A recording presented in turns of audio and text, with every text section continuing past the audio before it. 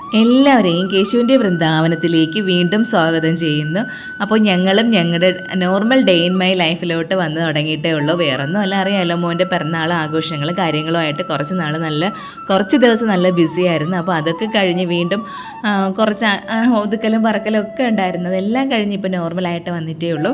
അപ്പോൾ രാവിലെ പതിവ് പോലെ ഇതാ വിളക്കൊക്കെ തേച്ച് വയ്ക്കുകയാണ്. ഇനി വിളക്കൊക്കെ ഒരുക്കി കത്തിക്കണം. അതാണ് ആദ്യത്തെ ജോലി. അപ്പോൾ ഇതാ ഞങ്ങളുടെ വീടിൻ്റെ നേരെ ഓപ്പോസിറ്റുള്ള വീടാണ്. അവിടെ നിറച്ച് അരളിപ്പൂക്കൾ പൂത്ത് കിടപ്പുണ്ട്. ഇത് നമ്മുടെ നാടൻ അരളിയില്ലേ, അതാണ്. ഈ നാടൻ അരളിയാകുമ്പോൾ അത് സീസണലാണ്. പ്രത്യേകിച്ച് ഈ ഒരുപാട് പൂക്കൾ ഇങ്ങനെയുള്ള ഒരുപാടൊക്കെ ചെടികൾ പൂക്കുന്ന സമയം എന്ന് പറയുമ്പോൾ ഈ വേനൽക്കാലമാണ്. നല്ല വെയിലുണ്ടെങ്കിൽ മാത്രമേ ഇതൊക്കെ നിറയെ പൂക്കുള്ളൂ. അപ്പോൾ അത് കണ്ടാലും നല്ല അടുക്ക് അരളിയാണ്. അത് കാണുമ്പോഴേക്കും നമ്മുടെ റോസാപ്പൂ പോലെ ഇരിക്കും. അങ്ങനെ ഇന്ന് അവിടെ നിന്ന് പൂക്കളൊക്കെ പറിച്ചിട്ട് വിളക്കൊരുക്കാമെന്ന് വിചാരിച്ച്.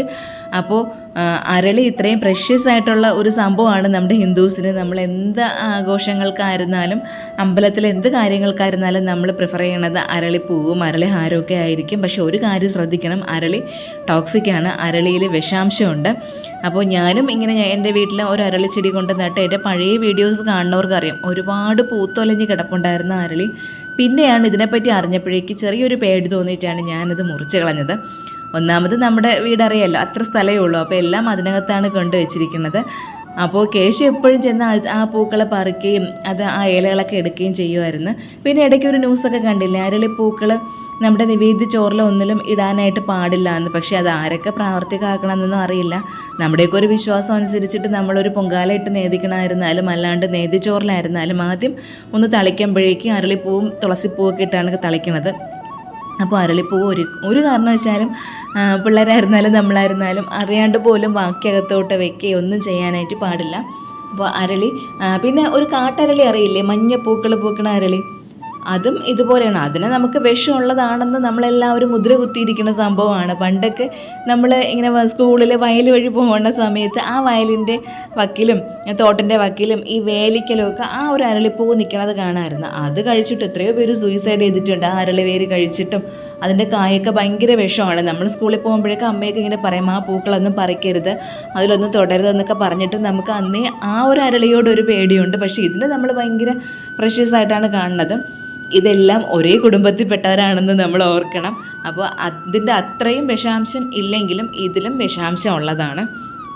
അപ്പോൾ എന്തായാലും നമ്മൾ ഒന്ന് നോക്കിയും കണ്ട് മാത്രം ചെയ്യുക. നമുക്കിതൊന്നും ഒഴിവാക്കാനായിട്ട് പറ്റില്ല. പക്ഷേ ഇതിനേക്കാളും നല്ലതാണ് ചെമ്പരത്തിപ്പൂ നമുക്ക് കഴിക്കാം. ഒരുപാട് ഗുണങ്ങളാണ് ഉള്ളിൽ ചെന്നാലും. അതിപ്പോൾ നമ്മളിപ്പോൾ ചോറിലൊക്കെ ഇട്ടാലും അത്രയും നല്ലതാണ്. പക്ഷെ നമ്മൾ ചെമ്പരത്തിക്ക് ആ ഒരു സ്ഥാനം കൊടുത്തിട്ടില്ല. അതാണ് നമ്മളെ പ്രശ്നം. നമ്മുടെ ജീവിതത്തിൽ ഇതുപോലെയാണ്.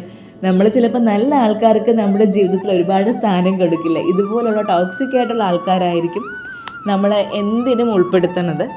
അപ്പോൾ എന്തായാലും ഇനി അരളി ഉപയോഗിക്കുമ്പോൾ കുറച്ചൊന്ന് ശ്രദ്ധിച്ചാൽ മാത്രം മതി. അപ്പോൾ ആ അരളിപ്പൂക്കൾ കണ്ടിട്ട് തന്നെയാണ് ഞാൻ ഇന്ന് എൻ്റെ വിളക്ക് ഫുള്ള് അലങ്കരിക്കുന്നത്. ഇങ്ങനെ പൂത്ത് കിടക്കണ കാണുമ്പോഴേക്കും ഭയങ്കര രസമാണല്ലോ അത്. പക്ഷെ വേറൊരു സംഭവം ഉള്ളത്, ചെമ്പരത്തിപ്പൂ പോലെ തന്നെ അരളിപ്പൂ എന്ന് പറഞ്ഞാലും വൈകുന്നേരം ആകുമ്പോഴേക്കും ഫുൾ അങ്ങ് വാടിപ്പോവും. ഒറ്റ ദിവസം മാത്രമേ ആ ചെടിയിൽ നിന്ന് എടുത്തു കഴിഞ്ഞാൽ അതിന് ആയുസുള്ളൂ. വൈകുന്നേരം ആകുമ്പോഴേക്കും കരിഞ്ഞ് തന്നെ അങ്ങ് ഇരിക്കും.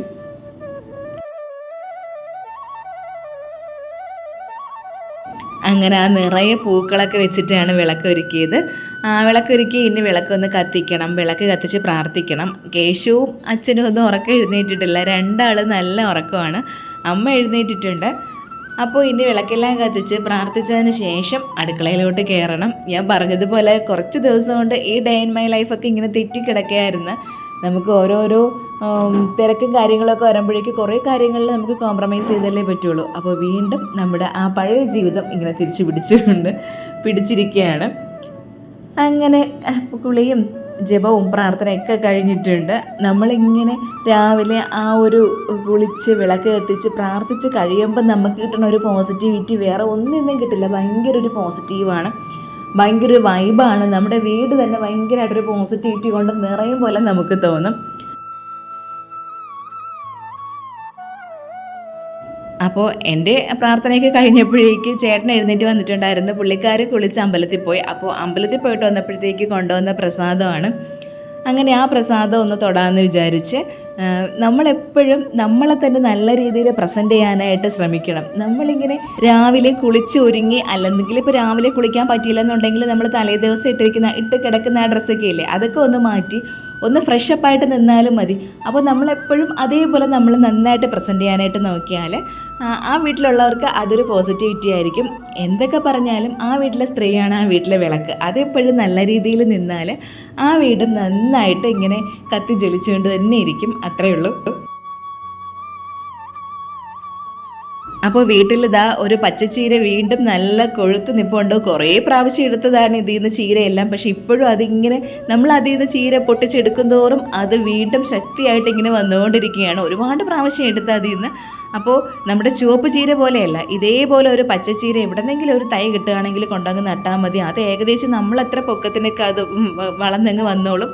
ഒരുപാട് പ്രാവശ്യം നമുക്ക് അതിൽ നിന്ന് ഇങ്ങനെ ചീര എടുക്കാനും പറ്റും, ഇലകൾ എടുക്കാനും പറ്റും. ഇപ്പം തന്നെ കണ്ടില്ലേ, നമ്മുടെ ഒരു കുടുംബത്തിന് സുഖമായിട്ട് കഴിക്കാനുള്ള ആഹാരം ആ ഒരു ചെടിയിൽ നിന്ന് അത് തന്നോളും.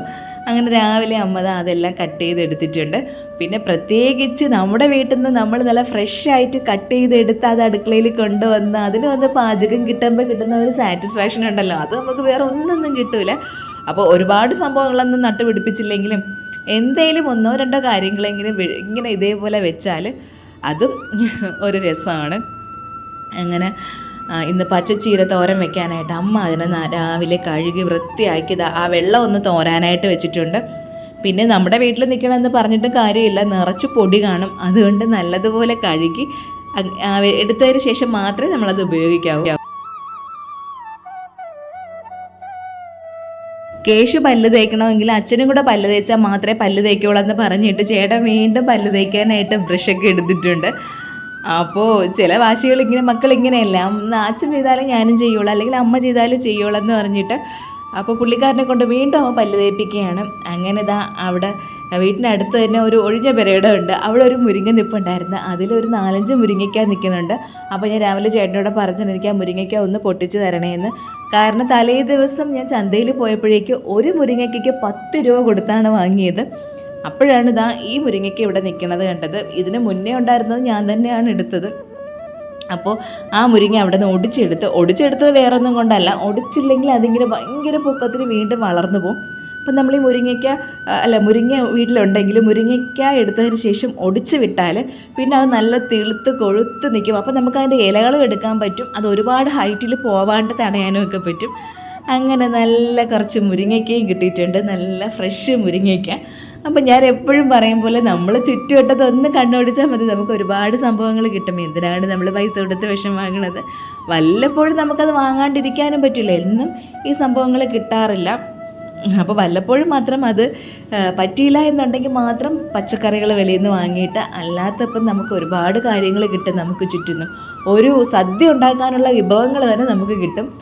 അപ്പോൾ നമ്മളതൊന്നും ശ്രദ്ധിക്കുന്നില്ല, നമുക്കതിനൊന്നും സമയമില്ലല്ലോ. നമ്മുടെ കയ്യിൽ പൈസയുണ്ട്, നമ്മൾ കടയിൽ പോയി സാധനങ്ങൾ വാങ്ങും, അങ്ങ് വയ്ക്കും, അത്രയേ ഉള്ളൂ. അപ്പോൾ ഇതാ ഒരു 4-5 മുരിങ്ങയ്ക്ക് കിട്ടിയിട്ടുണ്ട്. അപ്പോൾ അമ്മ പറയുന്നുണ്ട് നല്ല പച്ച മുരിങ്ങയ്ക്ക് നല്ല മണമായിരിക്കുമെന്ന്. അങ്ങനെ ഞാൻ മണപ്പിച്ച് നോക്കിയിട്ട് അങ്ങനെ എനിക്ക് പ്രത്യേകിച്ച് ഭയങ്കര മണമൊന്നും തോന്നിയില്ല. മുരിങ്ങയ്ക്കയുടെ ഒരു പച്ചപ്പ് മണം മാത്രമേ ഉണ്ടായിരുന്നുള്ളൂ.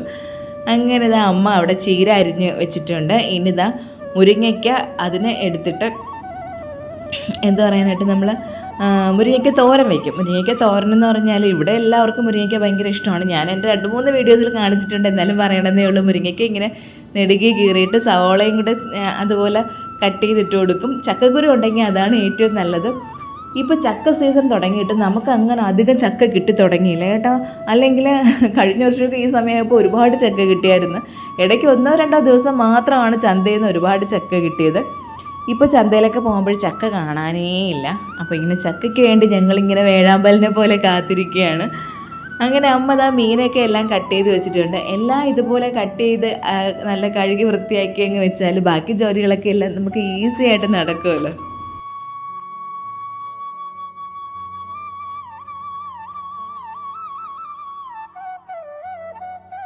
അപ്പോൾ അമ്മ ചീര അരിഞ്ഞിങ്ങി തന്നിട്ടുണ്ടായിരുന്നു. അപ്പോൾ ഞാനത് ചീരത്തോരൻ വെക്കാനുള്ള പരിപാടിയിലാണ് ഞാനിവിടെ. അപ്പോൾ അമ്മ ആ ഇരിപ്പിൽ ഇരുന്ന് എല്ലാ സംഭവങ്ങളും കട്ട് ചെയ്തതിന് ശേഷം മാത്രമേ എഴുന്നേൽക്കുള്ളൂ. അമ്മയ്ക്കിങ്ങനെ ഒരുപാട് നേരം ഇരിക്കാനോ നിൽക്കാനോ അങ്ങനെയൊന്നും പറ്റില്ല. അപ്പോൾ അങ്ങനെ ഇരുന്ന് എല്ലാ സംഭവങ്ങളും അമ്മയ്ക്ക് എടുത്ത് കൊടുത്താൽ അമ്മ അവിടെ ഇരുന്ന് എല്ലാം കട്ട് ചെയ്ത് തരും. പിന്നെ ഈ പറയും പോലെ മീനിനും എല്ലാം അരയ്ക്കേണ്ടതും അമ്മയെ അരയ്ക്കുള്ളൂ. അമ്മയ്ക്ക് ഞാൻ തേങ്ങ തിരുവി കൊടുത്താൽ മാത്രം മതി. എല്ലാ സംഭവങ്ങളും അരച്ചും കൂടെയൊക്കെ തന്നോളും. അപ്പോൾ അത് ചീരയും കുറച്ച് സവോളയും കൂടെ കടുക് താളിച്ച് അതിലേക്ക് ഇട്ട് കൊടുത്തിട്ടുണ്ട്. ഇനി കുറച്ച് ഉപ്പും കൂടെ തൂകി അങ്ങ് നല്ല ഫ്ലെയിം നല്ല കുറച്ച് വെച്ചിട്ട് അങ്ങ് വെച്ചിരുന്നാൽ ഒരു 5 മിനിറ്റ് ആകുമ്പോഴേക്കും ചീര നന്നായിട്ട് വാടിയിട്ടുണ്ടാവും. പിന്നെ ഇതും റെഡി ആയിട്ടുണ്ട് നമ്മുടെ മുരിങ്ങയ്ക്ക തോരൻ. അപ്പോൾ അത് മുരിങ്ങയ്ക്കയും സവോളയും കൂടെ കുറച്ച് വെള്ളം ഒഴിച്ച് വേവിക്കണം. അതിനുശേഷം കുറച്ച് തേങ്ങാപ്പീര എടുത്തിട്ട് അതിലേക്ക് കുറച്ച് മഞ്ഞൾപ്പൊടി, ജീരകം, വെളുത്തുള്ളി ഇത്രയും സംഭവങ്ങളിട്ട് ഒന്ന് അരച്ചെടുത്തിട്ട് അതൊന്ന് ഏകദേശം വെന്ത് വരുമ്പോഴേക്കും അതിലേക്ക് ഇട്ട് കൊടുത്താൽ മതി. ഇനി ഇത്രയും വെള്ളമുണ്ട്, ആ വെള്ളമൊക്കെ അങ്ങ് വറ്റിക്കോളൂ, അതിൽ തന്നെ കിടന്നു. ഭയങ്കര ടേസ്റ്റാണ്. പക്ഷേ എനിക്ക് പേഴ്സണലായിട്ട് അത്ര വലിയ താല്പര്യമില്ല. ഇവിടെ അമ്മയ്ക്കും ചേട്ടനുമൊക്കെ ഭയങ്കര ഇഷ്ടമാണ് ഈ സംഭവം. അപ്പോൾ ഇനി അതും കൂടെ ആവട്ടെ. അപ്പോഴേക്കും നമ്മുടെ ചീര ഏകദേശമൊക്കെ വാടി വന്നിട്ടുണ്ട്. ഇനി അതിനെ ഒന്ന് ഇടയ്ക്ക് ഇളക്കി കൊടുക്കണം. അപ്പോൾ ഇനി അതിലേക്കുള്ള അരപ്പും കൂടെ ഇട്ട് കൊടുക്കണം. നേരത്തെ നമ്മൾ അതിനരച്ചില്ലേ, എന്തോന്നിന് മുരിങ്ങയ്ക്കൊക്കെ അരച്ച ആ സെയിം അരപ്പ് തന്നെയാണ്. പക്ഷേ ഇത് ആ മുരിങ്ങയ്ക്കൊക്കെ അരച്ച അത്രയും അരയേണ്ട ആവശ്യമില്ല, കുറച്ചൊന്ന് പരപരാ കിടക്കണം. ആ രീതിയാണ് തോരത്തിന്. അപ്പോൾ ആ അരപ്പും കൂടെ ഇട്ട് അതും കൂടെ അങ്ങ് ഇളക്കി വെച്ചാൽ ആ 2 കറികൾ റെഡിയായി. ഇനി മീനിൻ്റെ കാര്യമേ ഉള്ളൂ, അത് അമ്മയുടെ ജോലിയാണ്.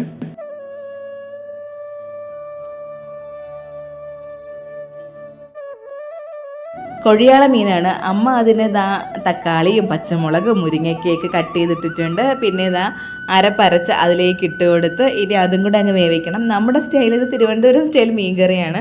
അപ്പോൾ സാധാരണ ചിലപ്പോൾ അങ്ങോട്ടൊക്കെ ഉള്ളവർ അധികം തേങ്ങ അങ്ങനെ അരയ്ക്കാറില്ല. നമ്മൾ തേങ്ങ അരച്ചാണ് വെക്കണത്.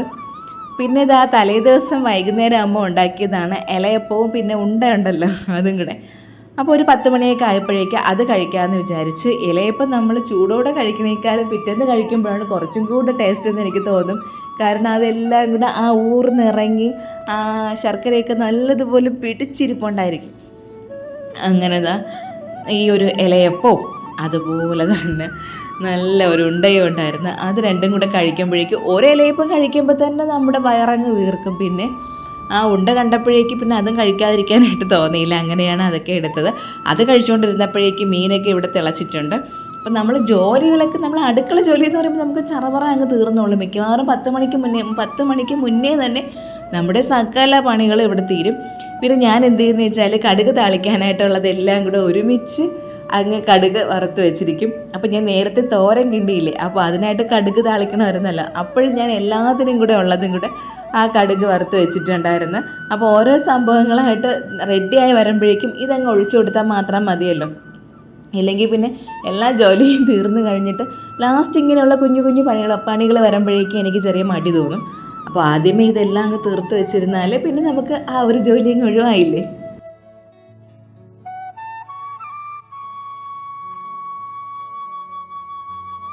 പിന്നെ സുനിത ചേച്ചി വിളിച്ചായിരുന്നു. ചേച്ചി വിളിച്ചിട്ട് പറഞ്ഞ് നീ വരണില്ലേക്ക്, പുളിഞ്ചിക്ക് നിറച്ച് നിൽക്കുകയാണ് വീണ്ടും. അപ്പം ഞാൻ ഇന്നലെയൊക്കെ കണ്ടതാണ്, ഇന്ന് എടുക്കാമെന്ന് വിചാരിച്ച്. അപ്പോൾ ഇന്ന് അത് വെച്ചിട്ട് ഒരു ഒഴിച്ച് കറിയും കൂടെ ഉണ്ടാക്കാമെന്ന് വിചാരിച്ചിരിക്കുകയായിരുന്നു. പിന്നെ ഇത് വെച്ചിട്ട് വേറെ കുറച്ച് സംഭവങ്ങളൊക്കെ പ്ലാൻ ചെയ്തുകൊണ്ടിരിക്കുന്നുണ്ട്.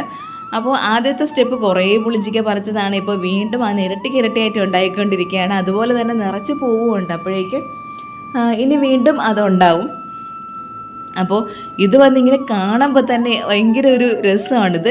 പറിച്ചുകൊണ്ട് പോണതിനേക്കാളും ഇങ്ങനെ ഈ മരത്തിൽ നിൽക്കണ കാണാനായിട്ടാണ് ഒരു രസം. നിറയെ കാച്ചു കിടക്കണ കാണുമ്പോഴേക്കും എന്തോ ഒരു ഭയങ്കര ഒരു രസമല്ലേ. ഇങ്ങനെ എന്ത് സാധനമായിരുന്നല്ലോ, അത് പുളിഞ്ചിക്കുന്നല്ല എന്തായിരുന്നാലും നമ്മൾ ആ മരത്തിൽ ഇങ്ങനെ കാച്ചു കിടക്കണ കാണുമ്പോൾ കിട്ടണ ഒരു സുഖം ഉണ്ടല്ലോ.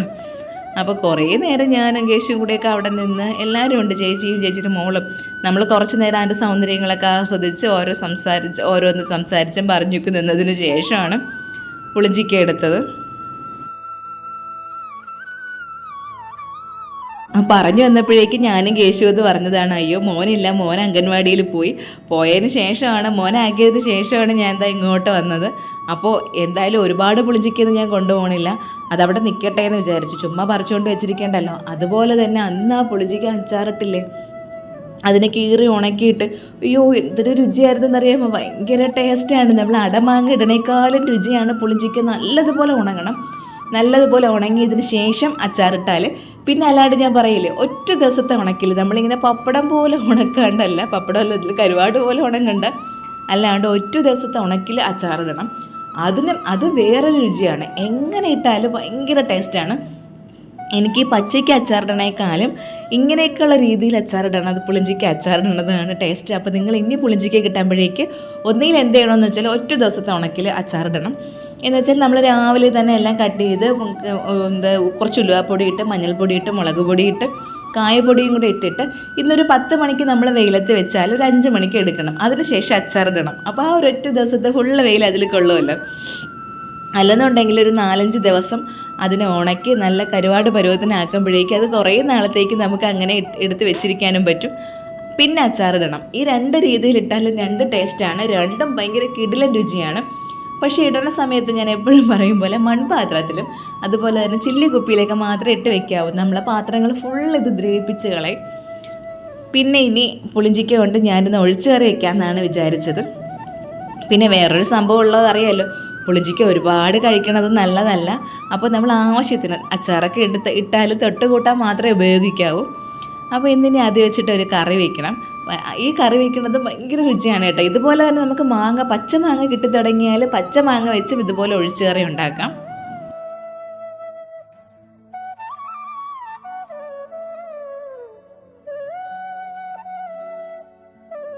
അപ്പോൾ ഇവിടെ പൊങ്കാലയ്ക്ക് വാങ്ങിയ ഒരു കുഞ്ഞ കലമാണ്. വീഡിയോയിൽ കാണുമ്പോഴത്തേക്ക് അത് വലിയൊരു കലമായിട്ടൊക്കെ തോന്നുന്നുണ്ട്. പക്ഷേ ഒരു ചെറിയ കലമാണ്, അത്രയ്ക്ക് മാത്രം മതിയല്ലോ. അതിലൊരു 4-5 പുളിഞ്ചിക്ക കട്ട് ചെയ്തിട്ട് കൊടുത്തിട്ടുണ്ട്. അതിലേക്ക് കുറച്ച് വെള്ളം കൂടെ ഒഴിച്ചിട്ട് കുറച്ച് ഉപ്പും കൂടെ ഇട്ട് അങ്ങ് വേവിച്ചാൽ മതി. പെട്ടെന്ന് വെന്ത് കിട്ടും. ഞാൻ ഈ കാര്യവും കുറേ വീഡിയോസിൽ പറഞ്ഞിട്ടേ ഉള്ളൂ. പിന്നെ വേറൊരു കാര്യമുള്ളത്, ഞങ്ങളിങ്ങനെയൊക്കെയാണ്, ഞങ്ങളുടെ വീട്ടിൽ ഇതൊക്കെയാണ് നടക്കുന്നത്. അപ്പോൾ എനിക്ക് നിങ്ങളെ കാണിക്കാനും ഇങ്ങനെയുള്ള കാര്യങ്ങൾ മാത്രമേ ഉള്ളൂ. വീഡിയോയ്ക്ക് വേണ്ടി ആർട്ടിഫിഷ്യലായിട്ട് എന്തെങ്കിലും ചെയ്യാനോ എന്തെങ്കിലും കാര്യങ്ങൾ കാണിക്കാനോ വലിയ താല്പര്യമില്ല. അത് നിങ്ങൾക്ക് കാണുമ്പോഴും മനസ്സിലാവും, ഓ ഇത് വീഡിയോയ്ക്ക് വേണ്ടി ചെയ്തതാണെന്ന്. അപ്പോൾ അങ്ങനെ അല്ലാണ്ട് നമ്മളെങ്ങനെയാണോ അങ്ങനെയാണ് ഞാൻ എല്ലാ വീഡിയോസും ചെയ്യാറ്. അപ്പോൾ നല്ല വെള്ളം ദാഹമൊക്കെ ഉണ്ട്. ചൂട് എന്ത് കൂടുതലാണല്ലേ, ഭയങ്കര ചൂടാണ്. അപ്പോഴേക്കും തണുത്ത വെള്ളം കുടിച്ച് തൊണ്ടവേദനയും കാര്യങ്ങളൊക്കെ ആയി. അപ്പോഴാണ് നല്ല ചൂട് കഞ്ഞിവെള്ളം ഇരിക്കുന്നത് കണ്ടത്. അപ്പോൾ നല്ല രസവും ഉണ്ട്. ഇന്നലെ വെച്ച രസവും കൂടി ഇരിപ്പുണ്ട്. അതിനെ നമ്മൾ രാവിലെ ചൂടാക്കി വെച്ചായിരുന്നു. പിന്നെ അച്ചാറും ഉണ്ട്. അപ്പോൾ നല്ല ചെറിയ ചൂട് കഞ്ഞിവെള്ളവും അതിൽ കുറച്ച് നല്ല ചൂട് രസവും കൂടെ ഒഴിച്ചിട്ട് പിന്നെ അച്ചാറും കൂടെ ഇടണം. എല്ലാം കൂടെ കലക്കി നല്ല സൂപ്പറാക്കിയിട്ട് ആ ചെറിയ ചൂടോടുകൂടെ തന്നെ അങ്ങ് കുടിക്കണം. അപ്പം കിട്ടുന്ന ഒരു ആശ്വാസം ഉണ്ടല്ലോ, ആ ഒരു ചൂടും ആ രസത്തിൻ്റെ ആ ഒരു രസവും അച്ചാറിൻ്റെ ആ ഒരു എന്തു പറയാനായിട്ട് ആ ഒരു പുളിപ്പും അതിൻ്റെ ഒരു ടേസ്റ്റും എല്ലാ രസങ്ങളും കൂടെ അടങ്ങിയ ഒരു രീതിയാണല്ലോ. ഒരു കണക്കിന് നോക്കിയാൽ നമ്മൾ ഈ വെള്ളം കുടിക്കുമ്പോൾ തന്നെ നമ്മളെ വിശപ്പും കിടും. കാരണം കഞ്ഞിവെള്ളമാണല്ലോ. അപ്പോൾ ഇപ്പോൾ കുറച്ച് ദിവസം കൊണ്ട് ജോലികളൊക്കെ തീർന്നിട്ട് ഇങ്ങനെ ഒരു കലക്കിക്കുടിയുണ്ട്. ഭയങ്കര ഒരു ആശ്വാസമാണ്. നമ്മൾ തണുത്ത വെള്ളം കുടിക്കണേക്കാളും ഭയങ്കര ഒരു ആശ്വാസമാണ്. പക്ഷേ ഉഷ്ണേന ശാന്തി എന്നാണ്. നമ്മളെന്ത് ചെയ്യും, നല്ല ദാഹം വരുമ്പോഴേക്ക് ഫ്രിഡ്ജ് തുറക്കും, ആ തണുത്ത വെള്ളം അങ്ങ് എടുത്ത് കുടിക്കും. അങ്ങനെ കുടിച്ച് നല്ല പണി കിട്ടിക്കൊണ്ടിരിക്കുകയാണ് എനിക്കാണെങ്കിൽ എപ്പോഴും തണുത്ത വെള്ളവും വേണം. അപ്പോൾ ഞാൻ ആ ശീലം കുറേശ്ശെ ഇങ്ങനെ ഒഴിവാക്കി കൊണ്ടുവരണുണ്ട്. പിന്നെ ഇനി പുളിഞ്ചിക്കയ്ക്ക് അരയ്ക്കണ്ടേ, പുളിഞ്ചിക്ക ഒഴിച്ച് കറിക്ക്. അപ്പോൾ തേങ്ങ പൊട്ടിച്ചപ്പോഴേക്ക് തേങ്ങ 4 പീസായിട്ടാണ് പൊട്ടി വന്നത്. അത് ഇനി ചിരവയിലിട്ട് തിരുവാനൊന്നും പറ്റില്ല. അങ്ങനെ ഞാൻ വിചാരിച്ചിങ്ങനെ കുത്തി എടുത്തിട്ട് ചെറിയ പീസാക്കി മിക്സിയിലിട്ട് അരച്ചെടുക്കാമെന്ന്.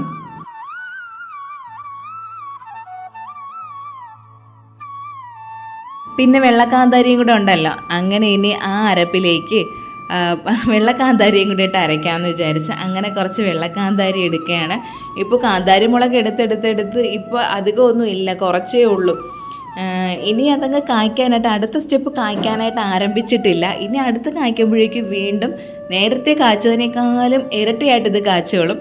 പിന്നെ ഈ സൈഡ് നിൽക്കുന്നത് കൊണ്ട് ഇതിനൊക്കെ എപ്പോഴും വെള്ളം കിട്ടുന്നുണ്ട്. ഞങ്ങൾ കഴുകണത് എല്ലാ വെള്ളവും ഇതിൻ്റെ മൂട്ടിൽ തന്നെ അങ്ങ് ഇട്ട് കൊടുക്കും. അല്ലെങ്കിൽ പാവം ഭയങ്കര ചൂടല്ലേ, ഇനി ഇതിനൊന്നും ചൂട് താങ്ങാനേ പറ്റില്ല.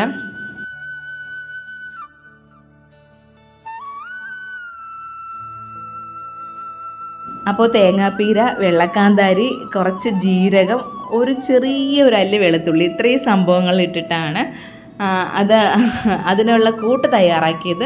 അത് നല്ല വെണ്ണ പോലെ അരച്ചെടുക്കണം. അപ്പോൾ പുളിഞ്ചിക്ക നല്ലതുപോലെ വെന്ത് കിടക്കുകയാണ്. ഞാൻ ഫ്ലെയിമൊക്കെ ഓഫാക്കി ഇട്ടിരിക്കുകയായിരുന്നു. ഇനി നമ്മൾ അരപ്പൊഴിച്ചതിന് ശേഷം അധികം തിളപ്പിക്കാനൊന്നും പാടില്ലല്ലോ. അപ്പോൾ ആ ഒരു ചൂടിൽ കിടന്ന് തന്നെ അതങ്ങ് പെട്ടെന്ന് മൺകലം കൂടെ ആയതുകൊണ്ട് നല്ല തിളച്ചിരിക്കുകയാണ്, പെട്ടെന്ന് അതങ്ങ് ചൂടായിക്കോളും.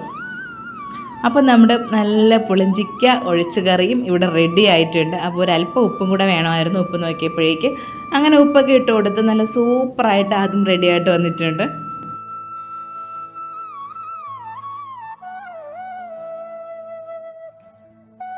അപ്പോൾ കണ്ടില്ലേ, ഇതൊക്കെയാണ് ഞങ്ങളുടെ ഇന്നത്തെ വിഭവങ്ങൾ.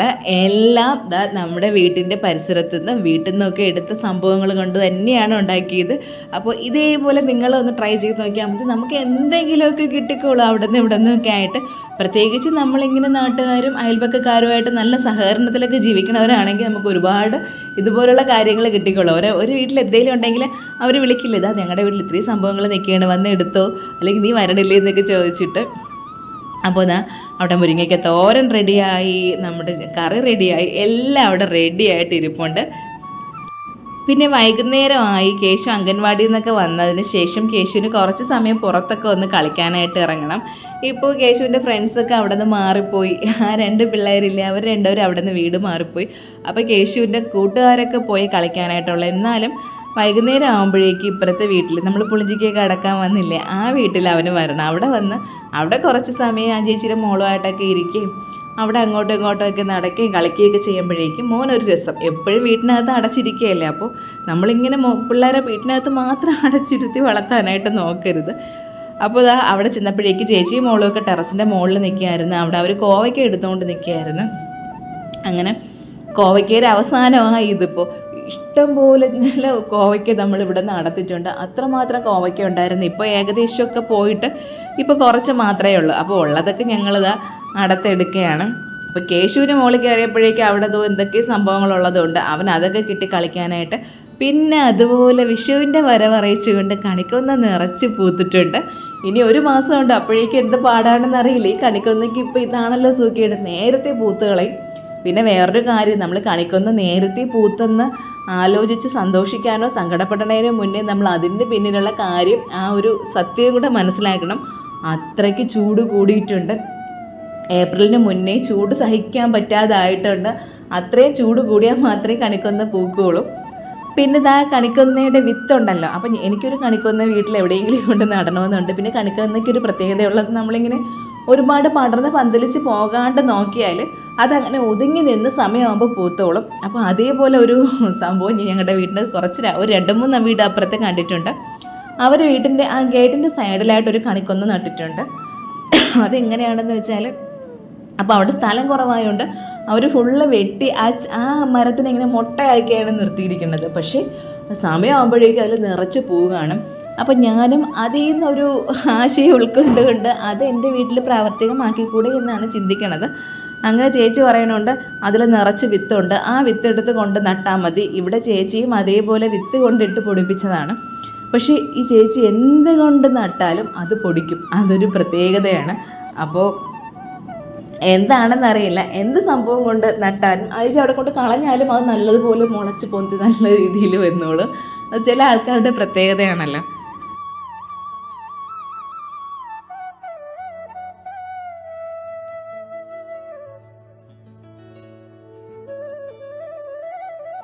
ഇപ്പോൾ സമയം രാത്രി 9:30 ആയി. അപ്പോൾ ഞങ്ങളെല്ലാവരും കൂടെ ഫിലിമിന് പോകാനായിട്ട് ഇറങ്ങിയാണ്. ഇവിടെ ലുലുവിലാണ് പോണത്. ഞങ്ങൾ മഞ്ഞുമൽ ബോയ്സ് ബുക്ക് ചെയ്തിരിക്കുകയായിരുന്നു കാണാനായിട്ട്. കുറച്ച് ദിവസം കൊണ്ട് വിചാരിക്കുകയാണ് മഞ്ഞുമൽ ബോയ്സ് കാണണമെന്ന്. അങ്ങനെ ഞങ്ങളിതാ എല്ലാവരുമായിട്ട് പോകാനായിട്ട് ഇറങ്ങി. അമ്മ ആദ്യം പറഞ്ഞ് ഞാൻ വരണില്ല, എനിക്ക് കാല് വയ്യ, നിങ്ങൾ പോയിട്ട് വാന്നൊക്കെ പറഞ്ഞതാണ്. പക്ഷേ അമ്മേനെ ഒറ്റയ്ക്കാക്കിയിട്ട് പോകാനായിട്ട് ഞങ്ങൾക്ക് മനസ്സ് വന്നില്ല. അങ്ങനെ അമ്മയും കൂടെ പൊക്കിക്കൊണ്ട് പോണതാണ് മഞ്ഞുമൽ ബോയ്സ് കാണാനായിട്ട്. അപ്പോൾ നമ്മളിങ്ങനെ റിവ്യൂസൊക്കെ കേട്ട് ഭയങ്കര എക്സൈറ്റ്മെൻ്റ് ആയിട്ടിരിക്കുകയാണ് ആ സിനിമ കാണാനായിട്ട്. അതുപോലെ തന്നെ നമ്മൾ ഈ ഗുണ കേവിൽ പോയിട്ടുണ്ട്. പക്ഷേ ഞങ്ങൾ പോയത് 2018 എന്തോ ആയിരുന്നു, കോവിഡിന് തൊട്ട് മുന്നേ ആണ് ഞങ്ങൾ പോയത് കൊടൈക്കനാൽ പോയ സമയത്ത് ഗുണ കേവിലൊക്കെ പോയിട്ടുണ്ടായിരുന്നു. അന്നും ഈ സംഭവങ്ങളൊക്കെ എല്ലാം അറിയാം, പക്ഷേ ഇങ്ങനെ ഒരു ഇൻസിഡൻറ്റ് അവിടെ നടന്നതായിട്ട് നമ്മൾ അറിഞ്ഞിട്ടില്ല.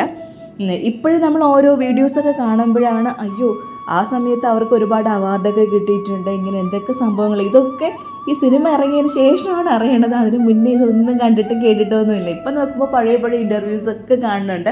പിന്നെ ഇതിൽ ഏറ്റവും കൂടുതലുള്ളതെന്ന് വെച്ചാൽ റിയലായിട്ട് നടന്ന കാര്യമില്ലേ, ആ സിനിമയിൽ 95% കാര്യങ്ങളും റിയലായിട്ടുള്ള കാര്യങ്ങൾ തന്നെയാണ് കാണിച്ചിരിക്കുന്നത്. അപ്പോൾ ഇതൊക്കെ കേട്ടിട്ട് നമ്മൾ ഭയങ്കര എക്സൈറ്റ്മെൻറ്റിലാണ് പോകുന്നത് മഞ്ഞുമൽ ബോയ്സ് കാണാനായിട്ട്.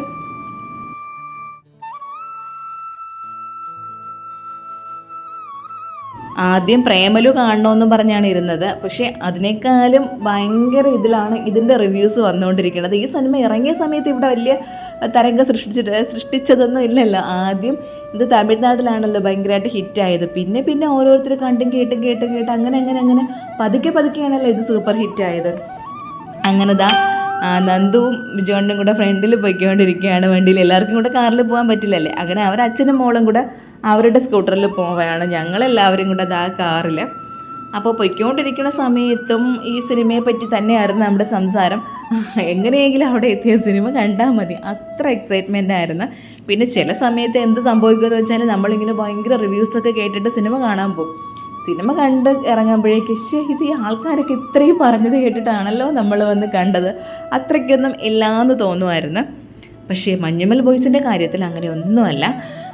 അപ്പോൾ നമ്മൾ ലുലുവിലെത്തി. ലുലു ഭയങ്കര കളർഫുള്ളായിട്ട് ഇങ്ങനെ വർണ്ണവിസ്മയങ്ങളൊക്കെ അവിടെ കാണിച്ചുകൊണ്ടിരിക്കുകയാണ്. അങ്ങനെ ഇനി നമുക്ക് ഇങ്ങനെ പോകുമ്പോഴേക്കും ലുലു കാണാമെങ്കിലും നമുക്ക് ലുലുവിൽ വരണമെങ്കിൽ വീണ്ടും കുറച്ചുകൂടെയൊക്കെ ഫ്രണ്ടിൽ പോയിട്ട് വെൺപാലവട്ടം ചെന്ന് കറങ്ങി തിരിഞ്ഞൊക്കെ വേണം വരാൻ. അല്ലാണ്ട് നമുക്കിപ്പോൾ നടന്ന് പോവുകയാണെന്നുണ്ടെങ്കിൽ അങ്ങനെ തന്നെ ചാടിയെങ്ങും പോവാം. പക്ഷേ വണ്ടിയിൽ പോകുമ്പോൾ കറങ്ങി അടിച്ചൊക്കെ വേണം വരാനായിട്ട്.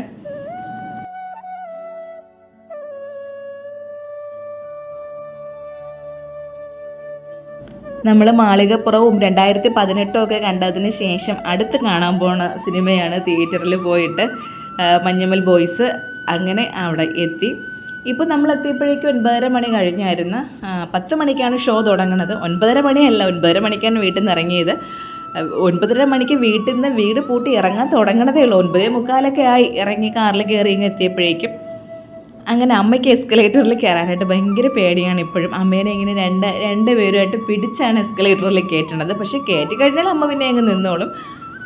അങ്ങനെ മുകളിൽ വന്നപ്പോഴേക്കും അമ്മ അവിടെ ഇരിപ്പായി. ഞങ്ങൾ കയറി വന്നപ്പോഴേക്കും അമ്മയ്ക്ക് ഒരുപാട് സമയം അങ്ങനെ നടക്കാനൊക്കെ ബുദ്ധിമുട്ടാണ്. അങ്ങനെ ഇതാണ് നമ്മുടെ ടിക്കറ്റ്. ഇനി ഡൗൺലോഡ് ചെയ്തെടുക്കുകയായിരുന്നു ചേട്ടൻ അവിടെ ഇരുന്നിട്ട്. ഇനി നേരെ മുകളിലേക്ക് പോകണം. പക്ഷേ ഞങ്ങൾ ഇന്ന് ചെന്നപ്പോഴേക്ക് കറക്റ്റ് 10 മണിയായി. 10 മണിയായപ്പോൾ തിയേറ്ററൊക്കെ ഓപ്പണാക്കി. അല്ലെങ്കിൽ നമ്മൾ ചെന്ന് അവിടെ കുറച്ച് സമയം വെയിറ്റ് ചെയ്യണമായിരുന്നു. അപ്പോൾ ഇന്ന് ഞങ്ങളെല്ലാം കുറച്ച് ലേറ്റായിപ്പോയി അവിടെ എത്തിയപ്പോഴും മുകളിൽ കയറിയപ്പോഴും എല്ലാം.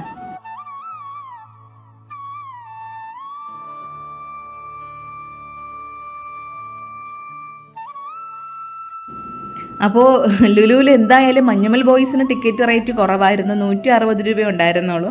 അല്ലെങ്കിൽ ഭയങ്കര റേറ്റാണല്ലോ ഇവിടെ. പിന്നെ ഇവിടുത്തെ ഒരു കാര്യമെന്ന് വെച്ചാൽ ഒരു സംഭവങ്ങൾ നമുക്ക് അകത്തുകൊണ്ട് കയറാനായിട്ട് പറ്റില്ല. ഭക്ഷണ സാധനങ്ങളൊന്നും അവിടെ നിന്ന് വാങ്ങണമെന്നുണ്ടെങ്കിൽ ഒടുക്കത്തെ റേറ്റുമാണ്. അപ്പോൾ ഇവിടെ നിന്ന് പോയപ്പോഴേ പറഞ്ഞതാണ് പോപ്കോണോ വെള്ളമോ ഒരു സംഭവങ്ങളും വാങ്ങരുത്. 2.5 മണിക്കൂർ ഇരുന്ന് സിനിമ കാണുമ്പോഴത്തേക്ക് നമ്മൾ വീട്ടിലാണെങ്കിൽ ഇതൊന്നും കഴിക്കാറൊന്നുമില്ലല്ലോ, വെറുതെ ഇരുന്നങ്ങ് കാണുകയല്ലേ. അവിടെ ചെല്ലുമ്പോൾ പിന്നെ എല്ലാവർക്കും ഭയങ്കര ഒരു ഇതാണ്, പോപ്കോൺ വേണം, അത് വേണം, ഇത് വേണം. അങ്ങനെ ടിക്കറ്റൊക്കെ അവരെ കാണിക്കുകയാണ്. അപ്പോൾ ആണുങ്ങൾക്ക് ഇതുവഴി കയറാം, പെണ്ണുങ്ങൾക്ക് ഇതിനപ്പുറത്തോടെ കറങ്ങിപ്പോകണം. അപ്പോൾ നമ്മൾ ചെക്ക് ചെയ്ത് ബാഗൊക്കെ പരിശോധിച്ചിട്ട് മാത്രമേ അവർ അകത്തേക്ക് കയറ്റി വിടുകയുള്ളൂ. അങ്ങനെ അകത്തോട്ട് വന്നപ്പോഴേക്കും പറഞ്ഞുകൊണ്ട് വന്ന രീതികളൊക്കെ മാറി. അവിടെ എത്തിയപ്പോഴേക്കും കേശുവിന് പോപ്കോൺ വേണം. ഒരു പാക്കറ്റില്ല, മറ്റേ ആ ഒരു സംഭവം ഉണ്ടല്ലോ, അതിൽ പോപ്കോൺ തരണേന് 260 രൂപയാണ് അവർ വാങ്ങണത്. ഭയങ്കര റേറ്റാണ് ഇങ്ങനെയുള്ള സംഭവങ്ങൾക്ക് എല്ലാം. ഒരു ചെറിയ കുപ്പി വെള്ളത്തിന് പോലും 100 രൂപയ്ക്ക് നമ്മൾ കൊടുക്കേണ്ടി വരും. അതാണ് ഇവിടുത്തെ അവസ്ഥ. അങ്ങനെ ഞാൻ പറഞ്ഞില്ലേ, ചെന്നപ്പോഴേക്ക് തിയേറ്ററൊക്കെ ഓപ്പണായി. 2 തിയേറ്ററുണ്ട്. നമ്മളിത് ഇപ്പുറത്തേലാണ് ബുക്ക് ചെയ്ത് കയറിയത്. അങ്ങനെ നമ്മൾ കയറിയപ്പോഴേക്ക് ആൾക്കാരെല്ലാം വന്ന് തുടങ്ങിയിട്ടേ ഉണ്ടായിരുന്നുള്ളൂ. സത്യത്തിൽ സിനിമ തുടങ്ങിയതിന് ശേഷവും ആൾക്കാർ വന്നുകൊണ്ടിരിക്കുകയായിരുന്നു. നമ്മൾ ചെന്നപ്പോഴേക്കും വിചാരിച്ചു അയ്യോ ആരും ഇല്ല, ഇത്ര പേരെ ഉണ്ടായിരുന്നുള്ളൂ. നമ്മൾ ടിക്കറ്റ് ബുക്ക് ചെയ്യാനായിട്ട് നോക്കിയപ്പോഴേക്ക് ഫുൾ റിസർവ്ഡൊക്കെ ആയിരുന്നു കാണിച്ചുകൊണ്ടിരുന്നത്. പക്ഷെ ഞങ്ങളതൊന്ന് ഇരുന്നതിന് ശേഷം വീണ്ടും ആൾക്കാർ വന്നുകൊണ്ടിരിക്കുകയായിരുന്നു. ഇപ്പോൾ പണ്ടത്തെ പോലെ ഇങ്ങനെ മഞ്ഞുമൽ ബോയ്സ് എന്നൊക്കെ പേരൊക്കെ എഴുതി തരണമെന്ന് നമുക്ക് എടുക്കാനായിട്ട് പറ്റില്ലല്ലോ. മുമ്പേയൊക്കെ ആണെങ്കിൽ നമുക്ക് അതൊക്കെ എടുത്തിടാം. ഇപ്പോൾ അതൊക്കെ അവർ അങ്ങനെയൊന്നും ചെയ്യാൻ പാടില്ല എന്ന് പറഞ്ഞിട്ടുണ്ട്. പക്ഷേ എന്തൊക്കെ പറഞ്ഞാലും മഞ്ഞുമൽ ബോയ്സ് കണ്ടില്ല എന്നുണ്ടെങ്കിൽ ഉറപ്പായിട്ടും തിയേറ്ററിൽ പോയി തന്നെ കാണണം. അത്രയ്ക്ക് സിൻസിയറായിട്ട് പറയുമായിരുന്നു. ഒന്നും കൂടെ പോയി കാണണമെന്നുണ്ട് ആ സിനിമ. ഭയങ്കരമായിട്ട് നമ്മൾ ടച്ച് ചെയ്യണ ഒരു സിനിമയായിരുന്നു. ലാസ്റ്റ് ഭാഗമൊക്കെ ആയപ്പോഴേക്കും നമ്മളെല്ലാവരും ആ ഗുണ കേവിൽ വീണ ഒരു പ്രതീതിയായിരുന്നു. അത്ര കിടിലനായിട്ടാണ് ആ സിനിമ അവർ ചിത്രീകരിച്ചിരിക്കുന്നത്. അതിൻ്റെ ആ ഒരു സംഭവങ്ങളൊക്കെ ഉണ്ടല്ലോ, നമ്മളെ മലയാള സിനിമ ഇങ്ങനെയൊക്കെ ആയി മാറിയല്ലോ എന്ന് ആലോചിക്കുമ്പോൾ നമുക്ക് നല്ല രീതിയിൽ അഭിമാനിക്കാമെന്ന് തോന്നുന്നു. പിന്നെ ഞാൻ ഈ ഇടയ്ക്ക് കണ്ടതിൽ വെച്ചിട്ട് ഏറ്റവും കിടില സിനിമ ഇതെന്ന് തന്നെ പറയാം. ചില സീനുകളൊക്കെ കാണുമ്പോഴേക്കും നമുക്കിങ്ങനെ രോമാഞ്ചം കൊണ്ടിട്ടുണ്ടല്ലോ. പിന്നെ പ്രത്യേകിച്ച് ഇതൊരു ട്രൂ സ്റ്റോറി ആണല്ലോ, ഇത് നടന്ന സംഭവമാണല്ലോ. ഇതിൽ ഓരോ കാര്യങ്ങളും അവർ പറയുന്നുണ്ട്, ഇതെല്ലാം നടന്ന കാര്യങ്ങളാണ്. എല്ലാ സംഭവങ്ങളും ഒക്കെ ഇത്രയും അവർ ആ ഒരു ബോണ്ടിങ് ഉണ്ടല്ലോ, ഫ്രണ്ട്ഷിപ്പ് എന്ന് പറഞ്ഞാൽ നമ്മളൊക്കെ കണ്ടുപഠിക്കേണ്ട ഒരു സിനിമയും കൂടെ ആണെന്ന് തോന്നണം. ചില അവസരങ്ങളിലേക്ക് എന്ത് പറയാനായിട്ട്, അതിൻ്റെ മേക്കിംഗ് ആയിരുന്നാലും സൗണ്ട് ആയിരുന്നാലും ഒരു രക്ഷയില്ലാത്ത ഒരു സിനിമയായിരുന്നു മഞ്ഞുമൽ ബോയ്സ്. അപ്പോൾ എന്തായാലും കണ്ടിട്ടില്ലെങ്കിൽ നമുക്ക് ഉറപ്പായിട്ടും കണ്ടിരിക്കേണ്ട ഒരു സിനിമ തന്നെയാണ് മഞ്ഞുമൽ ബോയ്സ്. ഒന്നും പറയാനില്ല, അത്ര കിടിലൻ സിനിമയായിരുന്നു. സിനിമ കണ്ട് ഇറങ്ങിയിട്ടും 1-2 ദിവസത്തേക്ക് അതിൻ്റെ ആ ഒരു ഹാങ് ഓവർ മാറണതേ ഇല്ല. സിനിമ കണ്ട് തീർന്നിട്ട് എല്ലാവരും ആ ഇരിപ്പങ്ങ് ഇരിക്കുകയാണ്. നമ്മൾ എന്തൊക്കെ പറഞ്ഞാലും നമ്മൾ തിയേറ്ററിൽ പോയാൽ സിനിമ തീരുമ്പോൾ ഉടനെ ഇറങ്ങൂല, കാരണം ഭയങ്കര തിരക്കല്ലേ. അപ്പം നമ്മൾ കുറച്ച് പേര് പോയതിന് ശേഷം മാത്രമേ അവിടെ നിന്ന് എഴുന്നേൽക്കുകയുള്ളായിരുന്നു. പക്ഷേ ഈ സിനിമ കണ്ട് തീർന്നിട്ട് ആരും ചാടി എഴുന്നേറ്റ് പോകണില്ല. എല്ലാവരും ഇങ്ങനെ ആ ഒരു സ്റ്റക്കായിട്ട് അങ്ങനെ ഇരിക്കുകയായിരുന്നു. ലാസ്റ്റ് നിമിഷം ഉണ്ടല്ലോ, നമ്മളിങ്ങനെ എല്ലാവരും പ്രാർത്ഥിക്കും ദൈവമേ രക്ഷപ്പെടണേ എന്നുള്ള രീതിയിൽ. അത് സിനിമയാണ്, കാര്യങ്ങളൊക്കെ അറിയാമെങ്കിലും നമ്മളൊക്കെ മനുഷ്യരല്ലേ, അങ്ങനത്തെ ഒരു ഫിലിമായിരുന്നു. അപ്പോൾ ഉറപ്പായിട്ടും പോയി കണ്ടോണം ആ സിനിമ. പിന്നെ ലാസ്റ്റൊക്കെ ആയപ്പോൾ ശ്രീനാഥ ബാസിയുടെ അഭിനയമൊന്നും ഒരു രക്ഷയും ഇല്ല. അതുപോലെ തന്നെയാണ് സൗബിന് നമ്മൾ ആ പ്രേമ സിനിമ ഇറങ്ങിയ സമയത്ത് അത്രയ്ക്ക് എനിക്ക് വലിയ ഇഷ്ടമൊന്നും അല്ലായിരുന്നു. ഇപ്പോൾ സൗബിൻ്റെയൊക്കെ ഒരു വേറെ ലെവൽ അഭിനയമാണ്. നല്ലൊരു നടനാണ് സൗബിനായിരുന്നാൽ. ഇപ്പോൾ നമ്മുടെയൊക്കെ ഒരു ഫേവറേറ്റ് നടനും കൂടെയാണ്. അപ്പോൾ ഇന്നത്തെ വിശേഷങ്ങൾ ഇത്രയേ ഉള്ളൂ. വീഡിയോ ഇഷ്ടമായി ലൈക്ക് ചെയ്യുക, ഇഷ്ടമായില്ലെങ്കിൽ ഡിസ്ലൈക്ക് ചെയ്യുക. പിന്നെ നിങ്ങളിത് കാണുന്നത് FBയിലാണെങ്കിൽ എൻ്റെ പേജൊന്ന് ഫോളോ ചെയ്യണം. അല്ല യൂട്യൂബിലാണെങ്കിൽ ചാനൽ ഒന്ന് സബ്സ്ക്രൈബ് ചെയ്യാനായിട്ട് മറക്കരുത്. പുതിയ വിശേഷങ്ങളായിട്ട് നമുക്ക് വീണ്ടും കാണാം.